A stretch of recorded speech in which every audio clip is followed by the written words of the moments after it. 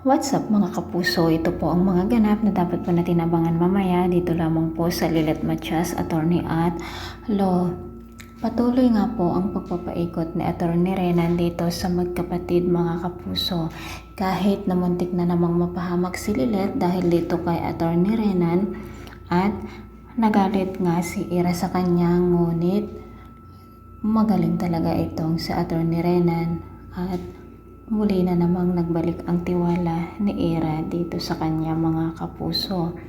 Muntik na nga ring mabuko ni Lilet si Attorney Renan nang makita nga niya na nag-uusap sila ng kanyang girlfriend. Ngunit nakapag-alibay na naman si Attorney Renan.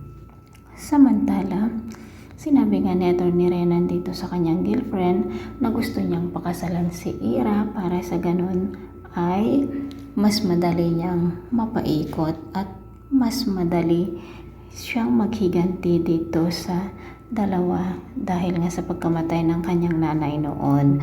Namatay na nga rin si Mang Kanor mga kapuso na hindi niya nasasabi dito sa magkapatid ang balak ni Attorney Alon sa kanilang dalawa.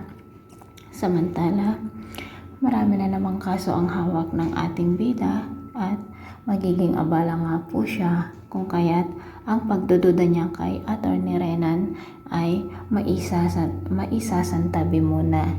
Samantala, nang makita nga ni Ramir, sina Patricia at Attorney Renan na nag-uusap sa isang restaurant ay nagkita rin sila nitong si Lilet at nakapag-alibay naman itong si Patricia na may kamiting daw siya na kanyang kumari.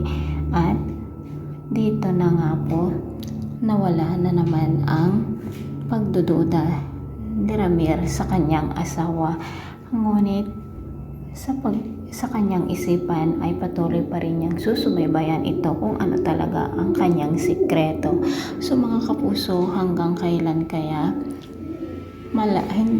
pagpapaikot na Attorney Renan dito sa magkapatid at kailan kaya matutuklasan ni Ira at Lilet na si Patricia nga talaga ang kriminal, ang pumatay sa kanilang nanay.